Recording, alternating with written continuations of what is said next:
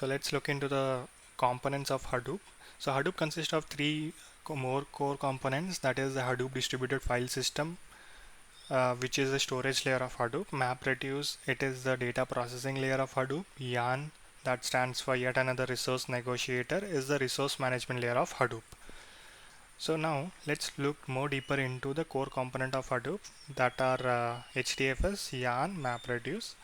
So previously, MapReduce was used for processing as well as for resource management. Later in post Hadoop 2.x, it was being Yarn was completely being used as a resource management, and MapReduce only for data processing.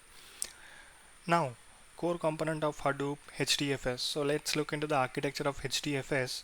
So in HDFS, we follow a master slave architecture where we have a name node, that is a master node which runs the name node daemon. A daemon is nothing but a process which runs in background, and the other component, other date nodes, other clusters which are present in different racks, and these are running these nodes run another daemon called data node.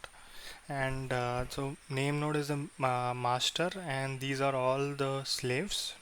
And so these nodes are present in different racks such that in order to handle the fault tolerance, for example, if one particular rack fails, if you're storing the data, we will look in the further one, but basically what happens whenever we get a data, Hadoop tries to store the data in different data nodes. Even if one rack goes down, we can still get the data from different rack, from a different data node in a rack.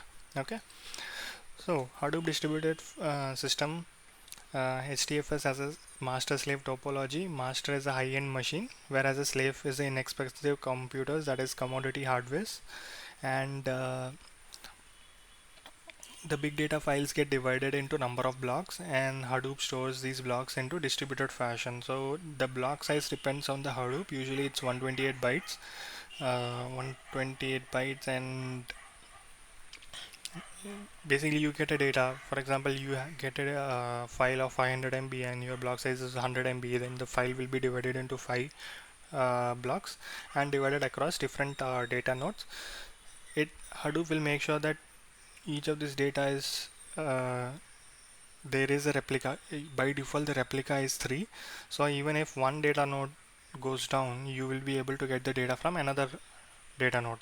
And it will also make sure that these data nodes are not within the same rack. So it will Hadoop has a awareness, rack awareness, so it will always try to make sure that all the data, all the partitions and all the replicas of the same block is not within the same rack. So master node is the one that is responsible for storing the metadata, and all the data node does the main job of running the doing the processing, which stores the data, supports the read and write, and name node, that is the master node, will be responsible for handling the metadata. Now let's look more deeper into the name node and data node. As we know that, as we already saw, a daemon is nothing but a process that runs in background without without direct user interaction. Name node perform the following functions. Name node daemon runs on the master machine. It is responsible for maintaining, monitoring, and managing the data nodes. It records the metadata of files like location of the block, file size, permission, hierarchy.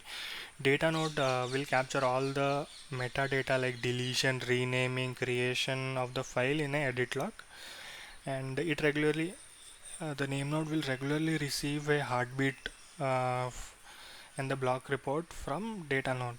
So if it doesn't receive a heartbeat from a data node, it will assume that this data node we have lost the connection to this data node, and this data node is not able to be accessed.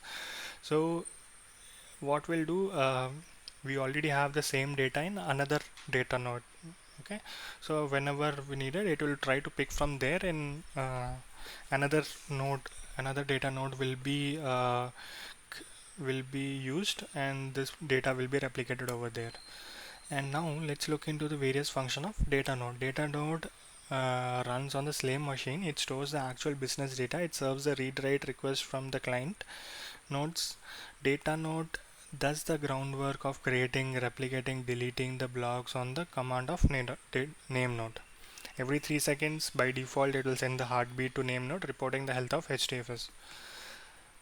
Okay, this is about the name node and data node. Now, what is erasure encoding in HDFS? So previously, as we discussed, every time when we get the fault tolerance in Hadoop, what is fault tolerance? Whenever if a data node goes down, how is the system able to recover? So we know that by default, previous version of Hadoop was using replication factor of 3 by default uh, to handle the fault tolerance. So whenever a data node goes down, we know that we already have a replica and another rack in another data node. So we will be using that node to serve the request. So now post in the Hadoop 3.0 onwards, um, we were a new feature erasure encoding was used. Erasure encoding is provides the same level of fault tolerance but with a lower storage overhead. So when you consider the fault tolerance using replication factor, we are always for each block we have a replication factor of 3. So for the same data is replicate, we have a total 3 copies of the same data. So there is a much overhead, storage overhead, but erasure encoding provides less than 50% of storage overhead. That we will be looking at how. So for example, we have a block of data. So first the data is divided via data is split, then the data is spread out, that is it is placed in different data nodes, and we add a protection bit. So uh, for each data we add a parity bit, extra bit, uh, which will help us to recover the message, recover the block of data even with if a part of the data is lost. uh, and this process of writing the parity bit is called the encoding. And if a part of data is missed, we can decode it back based on the parity bit. For example, we have a 4 bit, for example 1 1 0 1 1, and we use this XOR function to get the parity bit as 1. So in between, if we lose the third bit, we based on the parity bit we will be able to identify what was the third bit. So this is where erasure encoding comes into play. Erasure encoding is mostly used for warm or cold data which undergoes less frequent input output access. The replication factor of erasure encoded file is always 1. Under erasure encoding, overhead is never storage overhead is never more than 50%.